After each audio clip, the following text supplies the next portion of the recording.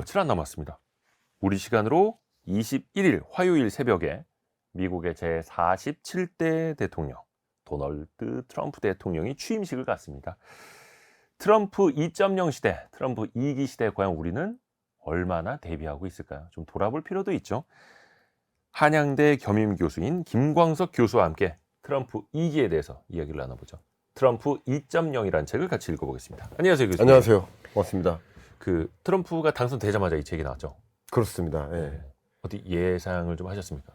뭐 좀 겸손하게 말씀을 드려야 되겠지만, 네. 트럼프가 당선될 걸 이제 가정하고 준비한 책이죠. 예. 근데 왜 그렇게 좀 반반의 확률이라고 볼 수 있는 네. 그런 결정을 내렸느냐? 그 근거를 이제 두 가지만 먼저 말씀드리면, 실질 소득이 3년 연속 감소한 나라에서 그 정권이 유지되기 어렵다. 경제적인 관점에서의 판단입니다. 제 판단. 그러니까 트럼프가 당선될 것이다라고 보기보다는 민주당 바이든 정부가 유지되기 어렵다. 예, 그렇게 저는 판단했고요. 좀 지정학적 전문가분들은 또 어떻게 해석을 하냐면 전쟁을 뭐 좀 과하게 얘기하면 일으켰고 전쟁을 멈추지 못한 나라. 예, 전쟁을 멈추지 못한 그 정권이 유지될 수 없다.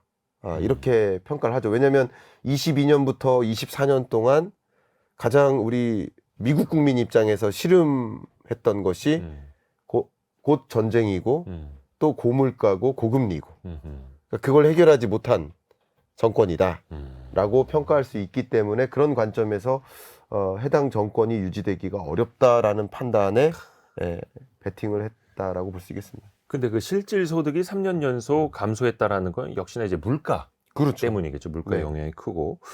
우선은 첫 번째 질문을 또 이걸 한번 드려볼게요. 사실은 지난 한 2년, 3년 동안 반복했던 질문이기도 한데 과연 미국 경제는 침체로 가는가? 네. 그러니까 최근까지도 나오는 고용지표나 이런 거 보면 여전히 뜨거운데 네. 이 뜨거운 게 또 얼마나 계속 갈 것인가? 이 물음 정말 많이 들으시죠? 맞습니다. 정말 많이 듣습니다. 예. 이때 그 질문에 대해서 정의를 명확하게 할 필요가 있어요. 정의? 예, 정의. 왜냐하면 침체로 갈 것인가라는 질문 주셨단 말이에요. 네네네네. 근데 또 혹자는 경제 위기로 갈 것인가. 그러니까 침체와 위기를 구분하지 않고 말씀하시니까 굉장한 혼란이 더 있는 겁니다. 이걸 굉장히 저는 문제시하고 있습니다. 이 경제학적 용어를 소위 마음대로 해석해버리면 문제가 됩니다. 네네. 침체는 먼저 경기 침체, 리세션이라는 이 표현은 경기 사이클상 내려막길, 하강 국면에 놓일 때 침체라고 표현해요. 네. 그리고 경제 위기는 전혀 다른 거죠. 경기 사이클, 상승 국면, 하강 국면을 떠나서 그냥 시스템적 리스크가 발생해서 아예 경제가 작동하지 않을 때, 그냥 폭삭 주저앉다시피 그렇죠. 할 때. 그러니까 경제 위기, 이코노믹 크라이시스는 말 그대로 2020년 팬데믹 경제 위기나 2008년 글로벌 금융 위기나 뭐 1997, 8년 IMF 외환 위기 이게 경제 위기고요. 그러면 지금 같은 경제는 어떤 국면이냐? 하강 국면 맞죠. 한국 경제는 경기 침체 올 거냐라는 질문에 대해서 경기 침체 올 거다가 아니라 이미 와 있는 거죠. 하강 국면에 있습니다. 그럼 미국 경제는 경기 침체 올 거냐? 경제 위기는 아니지만 경기 침체 올 거냐? 이렇게 질문하신다면 경제 위기는 일단 아니라고 저는 판단하고요. 위기는 아니다. 안 온다고 판단하고요. 경기 침체는 하강 국면에는 놓인다. 그 하강 국면도 좀 강한 하강 국면이다. 좀 이게 기울기가 가파른 하강 국면이다. 그럼 하드 랜딩에 가까운 거예요. 그렇죠. 경착륙 부딪힐 그렇죠. 수밖에 없는. 근데 연착륙, 소프트 랜딩, 점진적으로 성장이 둔화한다. 둔화라는 말에 가까운 그런 표현을 소프트 랜딩이라고 표현하고 저는 라이트한 경기 침체, 라이트한 리세션 이렇게 표현을 해요. 어쩌면 그 경제 성장률이 둔화될 뿐 여전히 미국의 잠재 성장률 수준을 유지한다. 네. 라고 한다면 그렇다면 뭐 그런 경제를 소위 골디락스라고도 표현하죠. 큰 고물가를 만나지도 않고 크게 고성장하지도 않고 그냥 미국의 잠재 성장률 수준에 가까운 또 목표 물가 수준에 가까운 그런 물가와 경제 성장률의 흐름을 보이는 게 골디락스죠. 그러니까 정확히 말씀드린다면 25년 미국 경제는 소프트 랜딩으로 정의를 하고요. 소프트 랜딩으로서 전망을 역시 저는 합니다. 그리고 2% 잠재 성장률에 가까운 흐름을 보일 것이다. 다만 과거 22년, 3년, 4년과 비교했을 때 성장률이 둔화되는 건 맞다. 그래서 경기 침체 올 거냐라는 질문에 대해서 오긴 오지만 여러분이 우려하실 만큼의 그런 큰 경제 위기는 전혀 아니고 또 큰 충격의 경기 침체는 아니고 소프트 랜딩으로 정의하시는 게 어떨까 이렇게 저는 의견을 드리겠습니다. 사실 그렇게 가볍게 내려가는 소프트 랜딩, 연착륙을 하는 경제도 사실 대단한 거죠. 대단한 그 거죠. 큰 나라에서. 또 이제 우리가 트럼프 중심으로 또 생각을 해봐야 될 텐데 사실 트럼프가 8년 전에 취임할 때만 해도 뭐 파리 기후 협약이라든지 취임 첫날 뭐 하겠다 하면서 뭐 뒤집어 엎은 게 정말 많습니다. 네. 이번에도 정말 이를 갈고 들어오는데 네. 과연 바이든 직전 대통령의 정책을 일괄 폐기할 것이냐, 어디까지 뒤집을 것이냐, 이것도 관건 아닙니까? 네. 이거는요. 네. 그냥 우리나라 정치를 생각해봐도 정당이 바뀌면, 네. 여야가 바뀌면 그 정책 기조가 완전히 바뀌는 게 있잖아요. 그렇죠. 그러니까 소위 보수 정부냐, 진보 정부냐, 각각이 지향하는 바가 좀 다르잖아요. 네. 기본적으로 그렇습니다. 그렇죠. 그러니까 보수 정부는 다소 성장을 더 초점을 두는 경향이 있고, 진보 정부는 다소 분배를 초점을 두는 경향이 있죠. 네. 반드시 그렇다기보다는 초점이 뭐에 있는가라는 거예요. 역시 민주당 정부에서 공화당 정부로 옮겨간다. 더군다나 의회도 레드 스윕으로 완전히 공화당이 다 차지했다라는 얘기는 전반적인 기조가 바뀌겠구나라고 생각해 볼 수 있고, 그 바뀌는 것 하나는 방금 거론해 주신 것처럼 이 바이든 시대는 외교도 다 가치 외교를 했습니다. 가치 외교. 가치 외교 혹은 이념 외교. 그러니까 이념적, 그러니까 민주주의라는 이념을 같이 하는 나라들끼리 동맹국을 좀 결성해서 그들끼리 강하게 바인딩을 하고 그런 방법 중에 하나가 여러 국제 조약을 적극적으로 추진하는 거죠. UN 파리 기후 협약이라든가 나토라든가 이런 것들, 이런 동맹국들끼리 똘똘 뭉치는 선택들을 합니다. FTA도 강조하고요. 근데 트럼프라는 이 인물됨은 국제 조약 그게 뭐가 필요하냐. 국제기구 의미 없다. WTO도 나는 탈퇴할래. UN도 탈퇴할래. 다 탈퇴하겠다고 선언하는 거죠. 나토도 마찬가지죠. 그러니까 여기서는 이념 외교가 아닙니다. 가치 외교가 아닙니다. 그래서 트럼프는 거래 외교를 추진합니다. 그냥 트럼프가 봤을 때, 미국이 봤을 때 이념을 같이 하는 나라들끼리 거래를 하기보다는 비즈니스가 되는 나라들끼리 거래를 하고 친하게 지내는 거죠. 그런 면에서 러시아도 비즈니스적으로 유리하면 같이 하는 거죠. 그렇죠. 이념을 달리한다고 따로 하는 게 아니라 그러니까 철저하게 비즈니스 관계를 형성해 나간다. 이런 것들이 완전히 첨예하게 달라지는 기조죠. 뭐 그 밖에도 달라지는 게 너무 많이 있지만 첫 번째 운을 뗀다면 그 외교의 어떤 방향성부터가 이념 외교냐 아니면 거래 외교냐 완전히 달라진다라고 볼 수 있겠죠. 그러니까 영원한 적도 없고 영원한 동맹도 없고 철저하게 돈이 되느냐. 그렇죠. 비즈니스적으로 다가설 수 있다라는 거. 저희가 트럼프 2.0 이 책을 이제 키워드를 통해서 같이 한번 읽어볼 텐데요. 첫 번째 키워드는 역시 관세가 안 나올 수가 없습니다. 네. 관세. 아니 일단은 세계 최강대국이고 예. 경제 성장률도 뭐 선진국 중에서 제일 높고 네. 그렇게 잘 나가는 나라에서 트럼프는 뭐가 그렇게 불만이고 뭐가 이렇게 억울하고 뭐가 이렇게 손해보는 게 맞다고 그렇게 생각을 할까요? 참 그 이해가 안 갑니다. 네. 그러니까 트럼프의 속내를 좀 봐야 됩니다. 속내. 네. 트럼프는 속마음이 뭘까? 그러니까 트럼프가 그리고 있는 큰 그림이 뭘까? 그러면 오늘 이야기 나누는 그 모든 안건이 퍼즐처럼 메꿔집니다. 이 정말 이 불확실하다, 정책 결정이 이상하다 하는 것들이 막 있어요. 네. 근데 그 모든 것들이 퍼즐처럼 조합을 이루어 보면 딱 한 가지 트럼프가 가지고 있는 큰 그림, 야망, 야심이 분명히 있어요. 예. 그 큰 그림이 바로 미래 유망 산업, 첨단 산업들을 미국 내 재배치하겠다입니다. 한 줄로 마무리한다면 이게 무슨 말이냐? 지금은 미래 유망 산업들 제가 나열해 볼게요. 한 7, 8가지 되는데 첫 번째가 우주 산업이에요. 네. 두 번째가 자율주행이고요. 그 두 가지가 가능하게 하려면 필요한 것이 또 AI이고 역시 반도체가 필요해요. 네. 여기에 전기차와 배터리, 로보틱스까지 이 7대 미래 유망 산업들, 이 7대 유망 산업들은 다 일론 머스크의 비즈니스입니다. 거의 그러네요. 네네, 다 그렇습니다. 이 미래 비즈니스를 음. 글로벌 밸류 체인화 되어 있는데 지금은요. 음. 근데 글로벌 밸류 체인을 붕괴시키고 도메스틱 밸류 체인으로 만들겠다. 이게 핵심입니다. 이게 무슨 말이냐?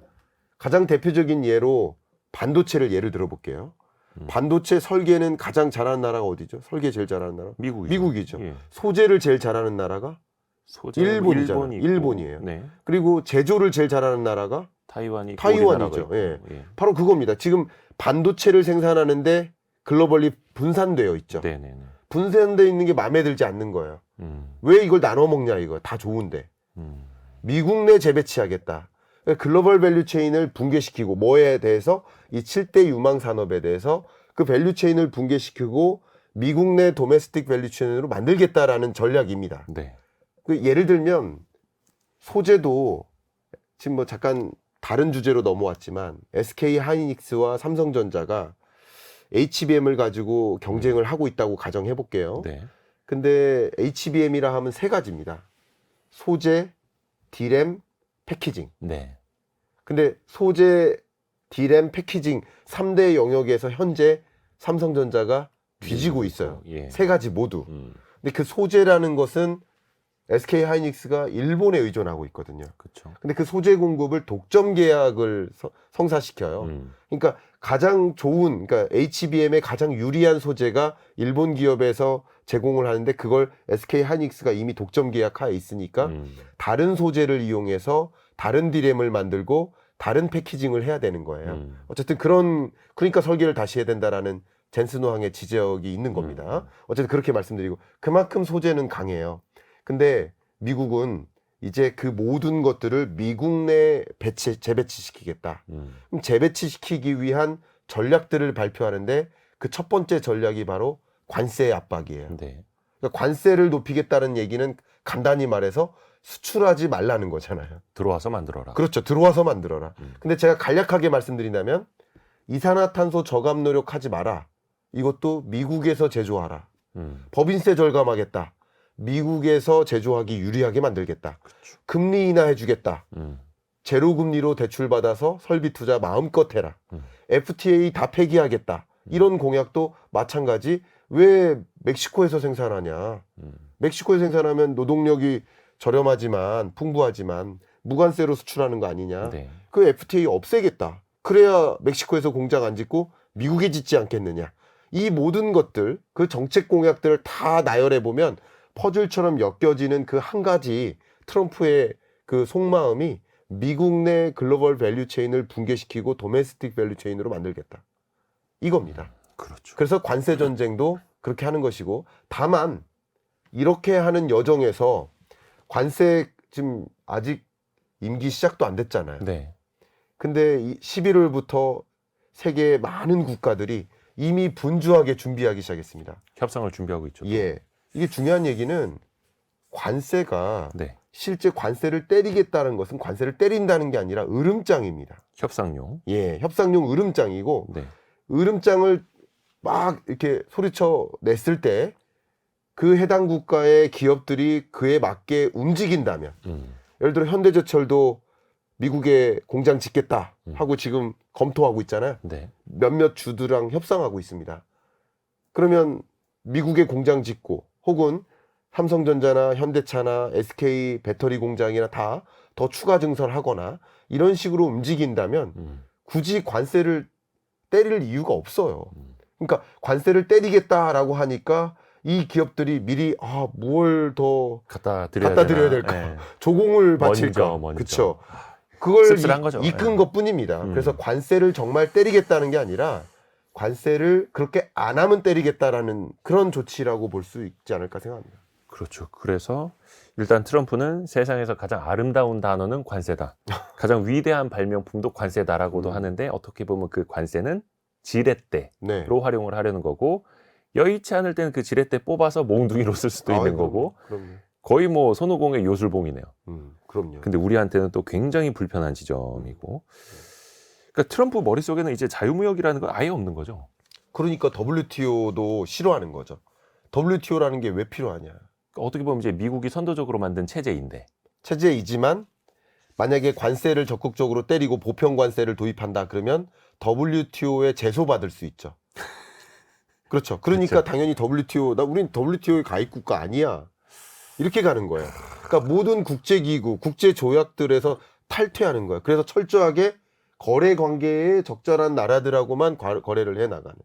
어떤 모임에서 네. 협회에서 내가 불이익 받고 제재 받을 것 같으면 나 그럼 탈퇴할래? 탈퇴하는 거죠. 나는 회원도 아닌데 니네가 네. 왜 날 제재를 해? 막 이렇게. 네.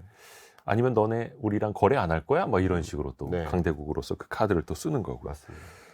근데 이제 이 관세를 무기화하게 되면 미국도 치러야 할 대가 같은 게 생길 거 아니에요. 네.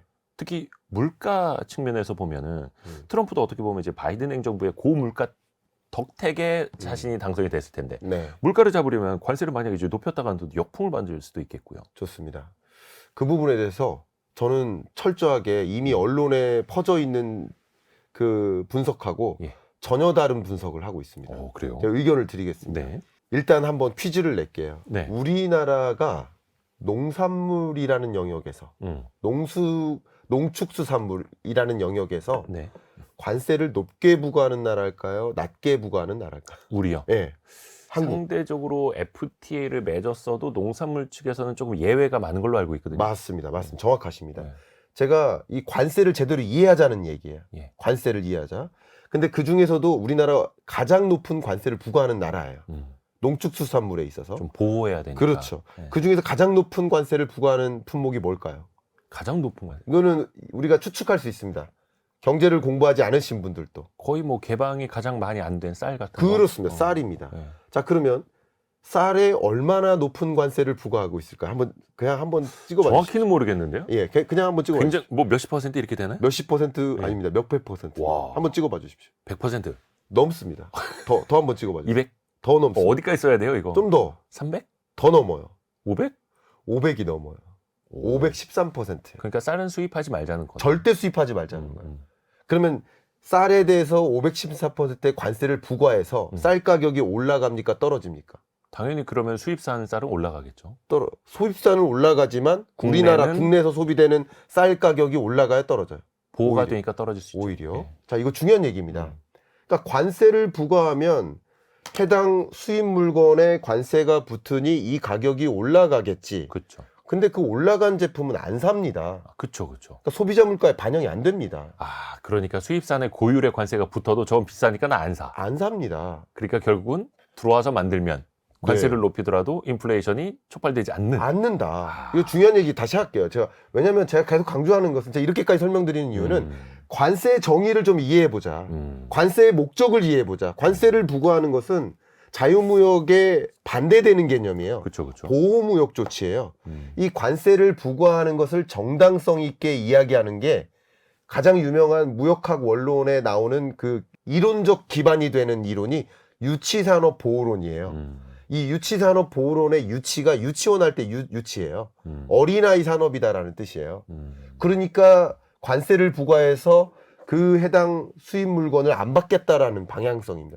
그러면 이게 중요한 게 그럼 관세를 부과하면 미국의 경우 정말 물가가 오를까? 그렇지 않을 수 있다라고 말씀드렸습니다. 네. 자, 그러면 다만 어떤 특정 품목의 경우에는 관세를 부과했을 때 대체제가 없을 수도 있어요. 그러면 당연히 물가가 올라가겠죠. 그러나 그렇죠. 여기에 또 수단이 있습니다. 미국의 수단. 우리는 일기를 경험했잖아요. 네. 그때 수입업자들이 우리는 절대 안 돼요. 이거 하면 우리 수입업자 죽어요. 근데 아까 말씀드린 것처럼 트럼프가 관세를 부과하는 목적이 뭐예요? 미국 경제를 위대하게 만들기 위해서. 그렇죠.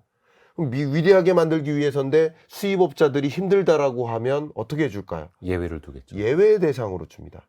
다 제외시켜 줍니다. 그렇게 관세 부과하면 우리 힘드니까 우리는 제외시켜 주세요. 결국 관세를 부과함으로써 미국의 공장을 유치하기 위함이고, 그리고 실제 관세를 부과했을 때 수입 물가 부담으로 그리고 소비자 물가 부담으로 전개될 경우라고 한다면 예외 조치를 발동시켜 줍니다. 그렇죠. 그다음 더 중요한 거 말씀드릴게요. 실제 관세를 부과해도 물가가 상승하지 않는다. 중요한 배경이 뭐냐면 트럼프 당선되자마자 네. 트럼프 테마주라고 일컫는 그런 종목들이 급등했었죠. 맞아요. 비트코인도 급등했었고. 네. 제가 이번 또 퀴즈 드리겠습니다. 음. 어떤 종목, 어떤 기업이 주가가 급락했어요? 가장 강하게 급락한 기업. 친환경 에너지 기업. 그것도 가능성이 예, 있죠. 예. 예, 좋습니다. 어떤 기업이냐면 가장 급락했던 기업이 세계 해운 물동량을 장악하고 있는 기업. 머스크입니다. 이게 뭘 의미할까요? 이제 해운사 이름 머스크. 그렇죠. 해운사 머스크. 근데 이게 무슨 말이냐면 세계 교역량이 감소하겠구나. 자, 이 얘기가 중요한 겁니다. 미국이 관세를 부과하면 다른 나라들도 같이 관세를 부과해요. 그렇죠. 그럼 너도 나도 관세를 부과하면 결국 교역 의존도가 줄어들어요. 그렇죠. 그러니까 GDP 대비 교역량이 차지하는 비중이 줄어들어요. 그러면 당연히 한번 생각해 보세요. 미국의 몇몇 품목의 물가가 자극될 수는 있어도 세계적으로 보면 물가 하방 압력일까요? 상방 압력일까요? 일단 상방 압력인데 그게 이제 대체재가 없는 나라일수록 더 불리하겠죠. 그렇죠. 네. 전반적으로 생산 활동이 둔화되고 소비 활동이 둔화돼요. 그래서 세계적으로 인플레이션 하방 압력으로 작용합니다. 그러니까 경기 침체 압력이라는 거예요. 교역 둔화로 이어지니까. 그래서 이건 제가 지금 이론적으로 설명을 드렸잖아요. 관세를 부과해도 실제 고물가가 안 나타난다. 이론적으로 설명드렸어요. 두 번째, 정치적으로 설명드릴게요. 세 번째는 실증적으로 설명드리겠습니다. 네. 재밌죠? 네네네. 이론적으로 설명은 끝났고요. 정치적으로 설명드릴게요. 네. 트럼프가 주장하고 있는 강한 그 공약이 뭐예요? 금리 인하. 예. 금리 인하론자잖아요. 네. 그럼 금리를 인하시키려면 어떤 환경을 만들어야 돼요, 트럼프가? 물가부터 잡아야죠. 물가를 잡아야 돼요. 예. 상충되잖아요. 그러니까 트럼프는 금리 인하론자고, 금리를 인하시키려면 금리를 인하할 만한 환경을 만들어줘야죠. 트럼프가 할 일은. 금리 결정은 파월이 한다라고 했을 때 금리를 인하할 만한 환경을 조성하는 건 트럼프가 해야 될 일인 거죠. 그렇죠. 그러면 물가를 정말 끌어올릴까? 잡아야죠. 아니에요.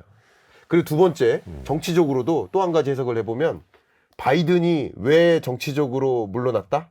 고물가 물가 때문에. 때문에. 그렇죠. 다시 말하면 고물가, 인플레이션이 다시 재발하지 않도록 경제 정책의 첫째 자리로 둘 것이 물가 안정이다. 트럼프가. 그걸 또 말씀드리고 마지막 세 번째, 실증적으로 말씀드리겠습니다. 네. 트럼프 일기를 경험했잖아요. 네. 관세를 끌어올렸었던 그 구간에서 미국의 물가 상승률이 올라갔을까? 중국의 물가 상승률이 올라갔을까? 또 미중에 의존하는 우리나라의 물가 상승률이 정말 올라갔을까? 실증적으로 우리는 확인해 보면 됩니다. 아니라고 강하게 답변 드리겠습니다. 미국 물가 상승률도 2% 언더로 떨어졌습니다. 그 17년에서 2020년까지 미중 패권 전쟁, 무역 전쟁, 관세 전쟁이 격돌할 때 네. 그때 미국 물가 상승률이 2% 언더로 떨어졌습니다. 네. 네. 자, 그래프로 보여드리고 싶을 네네. 심정이에요. 예. 중국도 역시 3, 4%대에서 2, 3%대로 떨어졌습니다. 우리나라는 어땠을까? 기억하십니까? 제가 2017, 18, 19년에 주로 무슨 100분 토론 같은 거 방송 출연 제안 받으면 그때 주제가 뭐였는지 아세요? 한국 디플레이션 오는가? 일본처럼 디플레이션에 빠지는가? 그때 이제 물가 상승률이 굉장히 낮았죠. 그렇습니다. 예, 우리나라가 물가 상승률 월간 기준으로 물가 상승률이 최초로 0%대. 0%를 떠나서 마이너스를 마이너스. 찍었었던 구간이 바로 그 구간이에요. 네. 우리 물가 상승률이 역사상 가장 낮은 수준으로 떨어진 구간, 제로 물가를 기록했던 구간. 네. 그게 18, 19년이에요.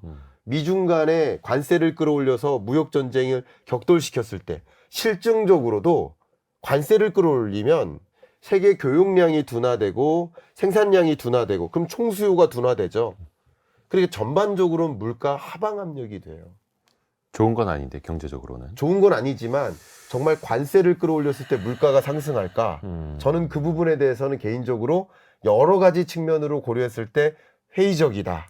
이렇게 생각합니다. 그러니까 1차원적으로만 생각을 하면 관세는 분명히 물가를 끌어올리는 요인인 건 맞지만 네. 하지만 정치적인 것과 이제 실증적인 것까지 이제 들여다보면 실질적으로는 그러지는 않았다라는 게 현상으로 또 나타나는 거고 이거를 어떻게 보면 이제 트럼프는 다 계산을 해놨다라고 라고 봐야겠죠. 저는 그렇게 생각합니다. 그냥- 제가 그래서 네. 트럼프를 어떻게 정의하냐면 요즘 트럼프를 어떻게 정의하세요 하면 협상가로 정의하시잖아요. 저는 거기 앞에 수식어를 붙입니다. 뭐라고요? 학습된 협상가. 트럼프 일기를 경험했고 바이든의 실패를 경험했어요. 그 8년간의 학습을 통해서 어떻게 관세를 도입하고 어떤 식으로 우리 미국 입장에서 우리 미국에 충격을 주지 않도록 관세라는 툴을 이용할지를 충분히 학습했다는 거죠. 세계에서 가장 강력한 남자가 경험까지 얻었고 학습된 협상가가 돼서 이제 나타난 거죠. 일기 때는 본인이 못한 게 너무 많았다라고도 했고, 그러니까 그냥 무대뽀가 아니라 관세에서도 충분히 예외를 줄 수 있고 그 예외가 이미 또 계산되어 있는 거고, 그러니까 실질적으로 관세를 높이지 않으면서도 관세를 높인 것과 같은, 싸우지 않고도 이길 수 있는 기반을 또 다 만들어 놓은 네. 거고요. 무섭습니다. 근데 이게 이거 걱정을 할 수밖에 없는 게, 앞에서도 그 해운사 머스크의 주가 급락한 이야기도 해주셨습니다만, 우리나라는 이제 수출로 먹고 사는 나라고 자유무역 시대의 최대의 성장주 수혜주였었는데 네. 앞으로 그럼 우리나라의 수출 GDP는 더 어두워질 수밖에 없잖아요. 네. 일단은 우리나라의 수출을 보기 전에 예. 세계 교역량이 둔화될까 늘어날까를 보셔야 됩니다. 예. 근데 월드뱅크도 IMF도 우리가 지금 촬영하고 있는 이번 주에 월드뱅크와 IMF의 경제전망 보고서가 나와요. 역시 그 경제전망 보고서에서 강조할 것이 트럼프의 무역 정쟁 리스크, 무역 정책 리스크가 네. 고조되는 국면이기 때문에 세계 교역량이 둔화될 수밖에 없고 GDP에서 교역량이 차지하는 비중이 있을 텐데 네. 그 비중이 계속 줄어든다. 이 얘기는 곧 세계 주요 경제 권역이 내수 중심으로 전환된다. 미국도 미국 안에서 밸류체인을 도메스틱으로 만들겠다는 거잖아요. 네. 글로벌리 만드는, 그러니까 GVC가 아니라 DVC로 만들겠다. 이게 밸류체인을 완전히 기존의 것을 끊어버리겠다는 거잖아요. 네. 바로 이게 핵심입니다. 그러니까 내수 중심으로 가는 거예요. 근데 우리나라처럼 외수 중심인 나라들은 상대적으로 더 어려운 국면이라고 볼 수 있겠죠. 그렇죠. 그러니까 수출 의존도가 높은 나라, 또 대외 의존도가 높은 나라들은 세계 주요국들이 닫는 거예요. 문을 닫는 거예요. 그래서 스스로 내수 중심으로 가려고 움직일 겁니다. 그런 관점에서 우리 경제는 또 힘들고, 더군다나 이 트럼프의 관세 전쟁은 보편 관세를 도입하기는 조심스러울 것이고 점진적으로 도입할 것으로 보고 있는데, 하더라도 어쨌든 중국에 대한 공격을 먼저 강화할 거라고 봅니다. 근데 트럼프 일기 때도 관세 전쟁을 시작한 게 재임을 시작하고 1년 후에 시작했습니다. 그래서 당장 시작할 거라고 보는 관측은 조금 우세하지 않습니다. 현재 그건 누구도 알 수 없지만, 그렇지만 어쨌든 관세 전쟁을 시작한다라고 한다면 중국에 대한 관세 전쟁을 먼저 시작할 것이고, 그러면 미중 간의 긴장감이 조성되면 우리나라는 무역 의존도가 높지만 특히 미중 무역 의존도가 높은 나라로서 그렇죠. 더 흔들릴 수 있겠다라고 보겠습니다. 우리나라가 수출하는 거에 거의 한 40몇 %가 미국과 중국 두 네. 나라 그렇죠. 차지하게 되는데, 근데 이제 우리가 중국이 걱정돼서 중국을 걱정한다라기보다는 중국의 경제가 좋아져야 우리의 수출도 늘어나니까 그 때문에 걱정을 하는 거잖아요. 그렇죠. 그래서 중국을 누르면 누를수록 우리의 수출도 또 좀 부진에 빠질 수밖에 없겠고, 네. 과연 중국에 대한 어떤 이제 관세 압박이 강력하게 갔을 때 중국은 버틸 수 있을 것인가, 또 어떻게 대응할 것인가도 생각해 봐야죠. 네, 너무 중요한 말씀 주셨네요. 자, 이 부분 좀 강조하도록 하겠습니다.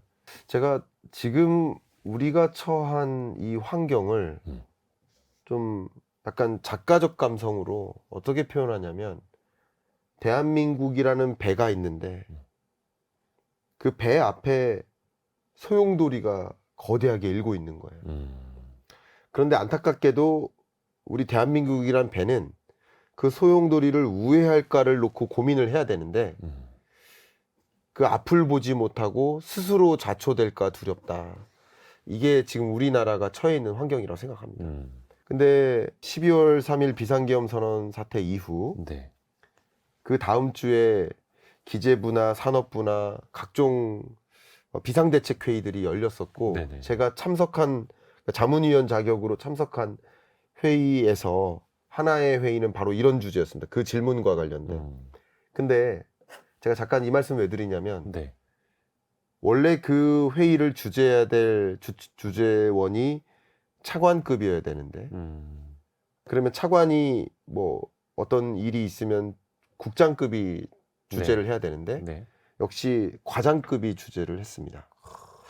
이게 정책 공백이에요. 근데 제가 왜 이 말씀을 드리냐면 지금 그 소용돌이가 뭔지를 이해하고 그 소용돌이를 헤쳐나가야 되는데 그 회의에서 제가 강조했었던 그 몇 가지 쟁점들이 있거든요. 네.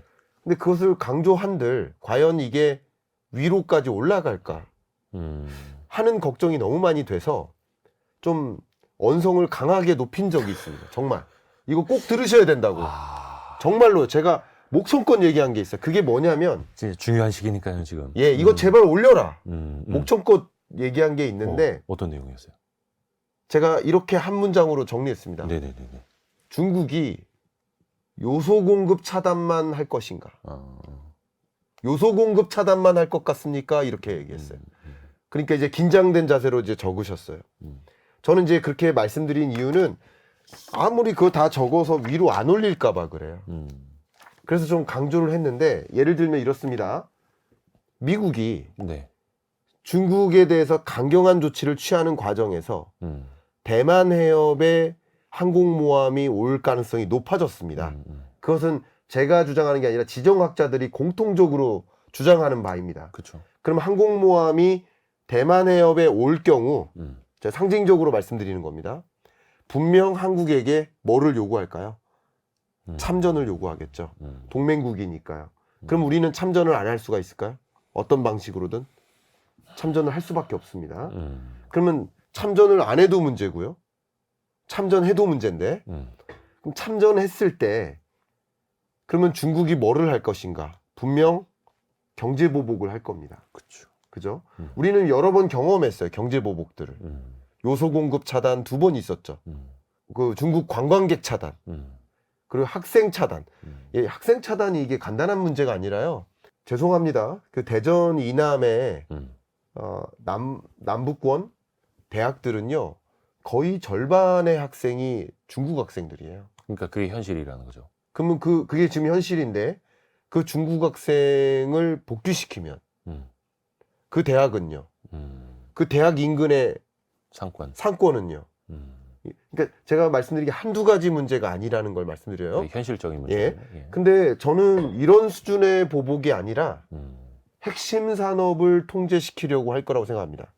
그 부분이 쟁점인데 아직도 우리나라에 반도체 생산하는데 반도체에 들어가는 핵심 소재들, 히토류, 게르마늄, 2차 전지의 핵심 소재들, 니켈, 구리, 리튬 다 중국 소재 이용하고 있어요. 많게는 90% 이상 중국 소재 이용하고 있어요. 요소만이 아니라는 거예요. 그러면 그렇게까지 나올 때 중국이 과연 어떤 식으로 경제 보복할 것인가?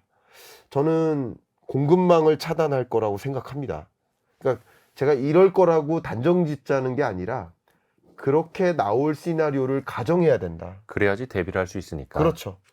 그렇게 제가 좀 강조를 했었던 얼마 전 일이 있었는데 다시 한번 이 자리에서 공개를 하고 싶습니다.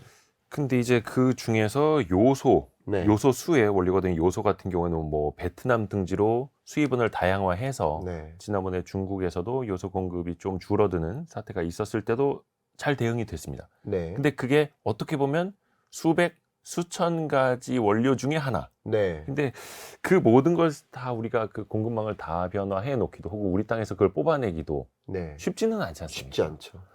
그래서 이거는 좀 장기적으로 보고 준비를 해 나가야 된다. 여러 가지가 있는데요. 그러니까 제가 소재의 국산화를 논하는 게 아닙니다. 소재의 국산화도 필요해요. 그러니까 예를 들면 요소도 아직까지 97.7% 요소를 중국에 의존하고 있어요. 근데 왜 그럴까요? 거기서 벗어나지 못하는 이유가 뭘까요? 뭐 가격 등등. 가격이죠, 가격. 예. 해당 품질의 요소를 가장 저렴하게 공급하는데 어떻게 돈 더 주고 다른 데서 의존하겠습니까? 민간 기업들은 특히 그렇죠. 민간 기업 입장에서. 그러니까 그렇게 철저하게 중국에 의존하고 있는 체제는 가격에 있는데요.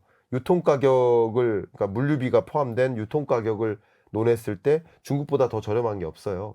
근데 일부는 국산화를 해야 돼요. 가격이 비싸더라도. 그 일부는 중국이 아닌 그 밖에 다른 나라로부터 조달할 준비를 해야 됩니다. 그러니까 이 부분은 정부에게도 제가 강조를 하고 있지만 이게 공급망을 전환시키기가 굉장히 어렵습니다. 이게 그렇죠. 간단한 일이 아닙니다. 그리고 잘 안 됩니다. 그러나 기업들이 이런 비상 상황에 그런 일이 있을 때 그래도 조기에 대응해서 충격을 최소화하려면 미리부터 중국 이외의 공급처, 국내든 다른 나라든 미리 확보하고 일정 부분 1%, 2%라도 이 공급 소재를 다른 나라로부터 의존하는 체제를 미리 만들어서 그런 공격이 있을 때 적시에 즉각 대응할 수 있도록 그래서 공급이 부족해져서 조달하지 못하는 일이 없도록 이게 무슨 문제가 되냐면요. 저희 너무 민감한 소재여서 좀 말씀드리기 어렵지만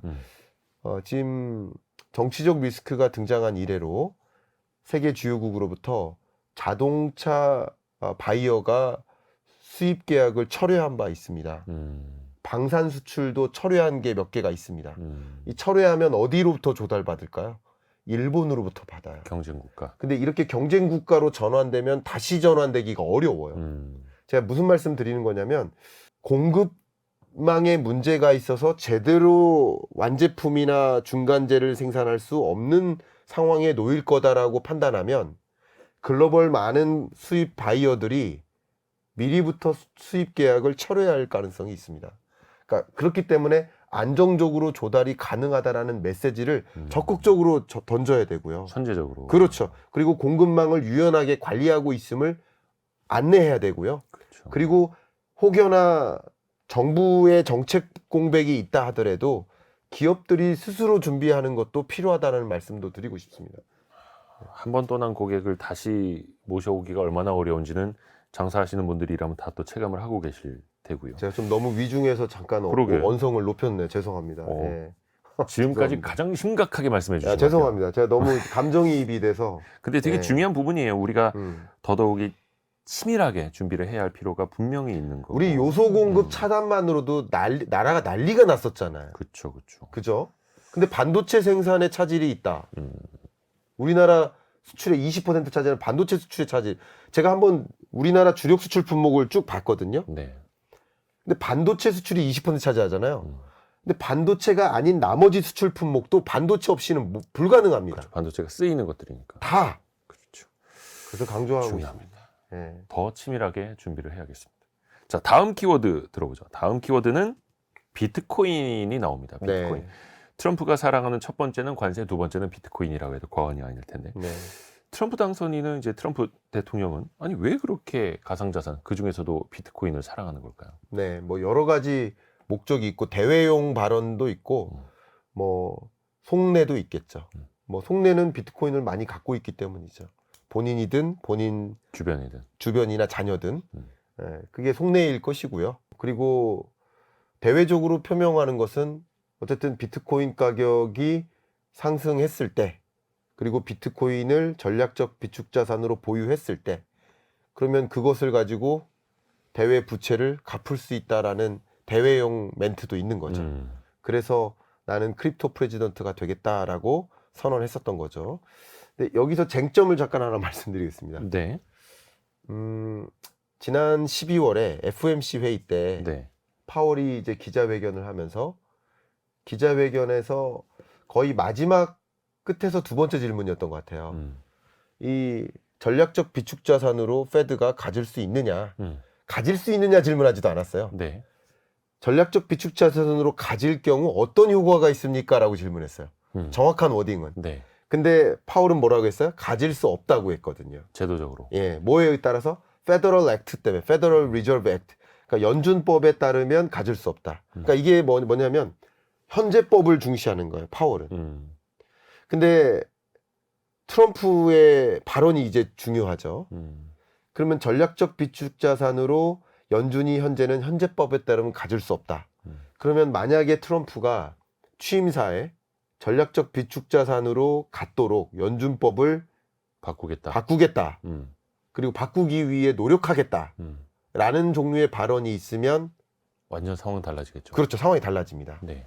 그리고 미리 말씀드리면 이미 계류 중에 있습니다. 음, 연준법을 제도를 개편하기 위한 예를 들면 이거예요. 우리 국민연금공단이 있죠. 네. 국민연금공단이 기금운용본부가 운영하고 있는 기금이 한 1,300조, 1,400조 요 정도 되잖아요. 그럼 이게 포트폴리오가 어떠냐면 한국 주식, 한국 채권, 해외 주식, 해외 채권, 간접 투자 뭐 이런 식으로 포트폴리오가 네. 있잖아요. 근데 이 포트폴리오 중에 하나의 포트폴리오를 좀 줄이고 비트코인으로 가질 수 있어요, 없어요? 있는 거죠. 테크니컬하게는. 네. 그죠? 금을 갖고 있을 수도 있고 쉽게 말하면 돌을 가질 수도 있는 거예요. 콩을 가질 수도 있는 거고 네. 밀을 가질 수도 있는 거예요. 뭐든지 가질 수 있습니다. 그러나 법에 의해 못 갖는 거죠. 그러니까 연준도 역시 전략적 비축 자산으로 금을 좀 포기하고 코인으로 갖겠다라는 것은 테크니컬하게는 가능하나 법에 의해 지금 안 되니까 법 개정을 적극적으로 추진하겠다. 다만 유리한 환경인 것은 레드 스윕이니까 상하원 의원이 다 공화당이고 또 전략적 비축 자산으로 소유하겠다라는 이 의지는 공화당의 공식적인 정책 공약이니까. 네. 여러분 구분하셔야 될 게 트럼프의 발언이냐 공화당의 공약이냐 이걸 구분해야 되는데 이건 공화당의 공약입니다. 그러니까 적극적으로 의회에서 추진할 가능성은 충분히 있겠다라고 봅니다. 아하. 그러나 그게 취임사 때 발언할 것인지 취임사 아니면 취임사가 아님 그러면 이때 취임사 때 발언을 안 하면 취임사 때 발언해 주기를 기대하고 있거든요. 네. 코인 투자자들은. 그러면 발언 안 하면 어떻게 될까요? 떨어질 수도 폭락할 있고. 가능성이 높죠. 그런데 폭락합니다. 예. 임기 내에 어찌됐든 간에 법 개정을 통해서 미국의 전략 자산으로 비트코인을 보유할 수 있게 만든다면 또 다면. 이거는 제 아무리 제롬 파월이어도 당연히 법은 따라야 되는 거니 그렇죠. 그만큼 또 편입을 해야 될 테고. 액션들이 취해진다면 어떤 하나의 작은 액션들이 취해질 때마다 그게 비트코인 투자자들은 더 기회가 왔다고 생각을 할 가능성이 있겠죠. 그래서 그 액션이 취해지느냐 안 취해지느냐 그런 발언을 하느냐 안 하느냐 이런 것에 따라서 등락이 좀 좌지우지될 가능성이 있겠다고 봅니다. 그래서 실질적으로 법 개정이 이루어지는지까지도 지켜봐야 할 필요가 있는 거고요. 근데 또 미국 입장에서는 물론 뭐 물가를 낮추기 위해서는 달러 약세를 또 뭐 희망하는 거 아니 달러 강세를 희망하고 그럴 수도 있겠습니다만 달러의 어떤 패권 측면에서 보면은 비트코인이 나중에 달러를 위협할 수도 있다. 제2의 기축통화가 될 수 있다. 이런 말까지 나오고 있지 않습니까? 그러면 이 최고의 기축통화를 보유한 미국 입장에서 과연 그거를 허용하는 게 맞는 거냐라는 질문을 또 안 할 수가 없거든요. 네, 지정학적인 질문이죠. 지정학적인 이제 통화 패권 전쟁이라는 관점에서 무얼 통화로 기축 통화로 할 것인가. 어쨌든 이 바이든 행정부 4년 동안 중국과 그밖에 나머지 주요 신흥국들 브릭스를 주축으로 한 이 신흥국들이 그 기축통화국에 대한 불만이 많았습니다. 그것에 대한 대항마를 갖고자 예를 들어서 브릭스 국가들끼리는 야 우리끼리는 해외화로 좀 수출입하자 위안화로 수출입하자 이런 식의 어떤 야욕을 보인 것도 많이 있었습니다. 네.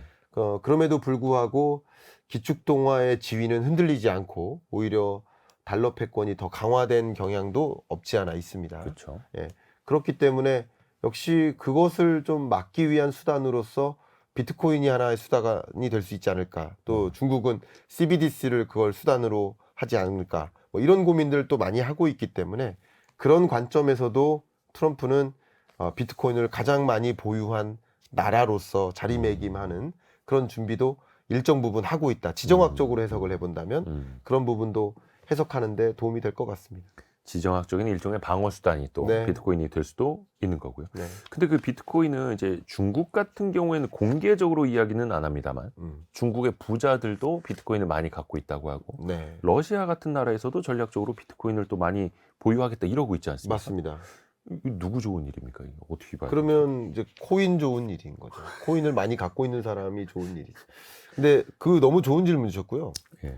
제가 학교에서 수업하다 보면 종종 특히 이제 나이 많은 학생들, 네. 그러니까 늦깎이 학생들, 네. 그런 질문을 많이 하세요. 아니 코인 그냥 어느 날 제로화 될 수 있는 거 아니냐. 근데 제가 그럴 때 그렇게 질문하시는 분께 이렇게 요청합니다. 혹시 지폐 들고 계시냐고. 잠깐 저한테 줘보시라고. 그럼 제가 지폐를 이렇게 들은다고 생각해 보세요. 네. 이게 지폐예요. 지폐 한 장이에요. 이게 5만 원짜리 지폐라고 보겠습니다. 이게 얼마짜리예요? 5만 원이죠. 5만 원이에요. 근데 이게 왜 5만 원이에요? 5만 원이라고 국가가 신용을 하는 약속한 거죠. 거예요. 예. 약속. 어쨌든 사회적으로 약속한 거예요. 약속이 깨지면 이게 어떻게 될까요? 종이 조각이. 종이 조각이 되게. 약속이 깨지는 순간이 언제일까? 예를 들어서 전쟁이 나거나.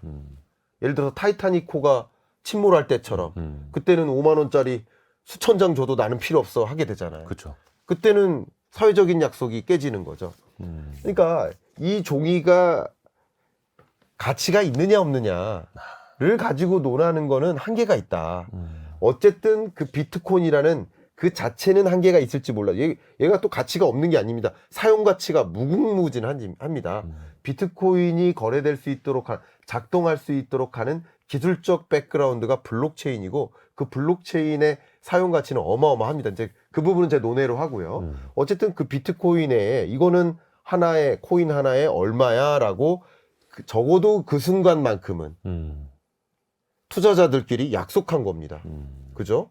그러니까 그것이 가치가 있냐 없냐를 논하는 것이 아니라 사회적으로 혹은 투자자들 세계에서 그것을 가지고 얼마의 가치로 부여하자라고 약속한 것이고 그 가치가 올라갈 것에 기대를 건 투자자들이 그걸 보유하고 있는 거죠. 그렇게 해석을 하셔야지 이 코인이 무슨 쓸모가 있느냐. 그럼 5만 원짜리 지폐는 그 어떤 쓸모가 있느냐. 그냥 본연의 쓸모. 종이 한 장이잖아요. 그렇죠. 그렇죠? 그렇게 해석하시는 게 어떨까 저는 의견 드리고 싶습니다. 그래서 국가 시스템, 국가 네. 신용을 그렇게 잘 지켜야 하는 이유가 또 거기에 있는 거기도 하고요. 네. 사회적인 약속.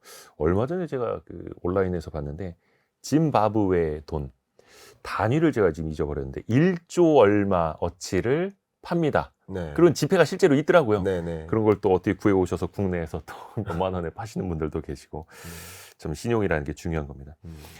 앞에서 잠깐 이제 금리 이야기를 해주셨는데 우리가 경제 이야기 하다 보면은 금리 얘기가 빠질 수가 없거든요. 네. 근데 트럼프는 금리 인하론자라고 네. 하셨고, 근데 최근에 제롬 파월 의장이나 미국의 연준이 내놓고 있는 그 신호들을 네. 읽어보면 금리 인하가 4번이 아니라 2번으로 네. 또 최근에 경제 상황을 보면 2025년에 한 번만 금리 인하할 것 같다라는 시장의 예측도 나오고 있고, 네. 요거는 좀 교수님은 어떻게 예상하세요? 네네. 저는 조금 과하게 말씀을 드리면 네. 중앙은행은 아무런 힘이 없다. 중앙은행은 경제 여건을 보고 그것에 맞는 결정을 할 뿐이다. 이렇게 해석하시면 좀 도움이 더 되지 않을까.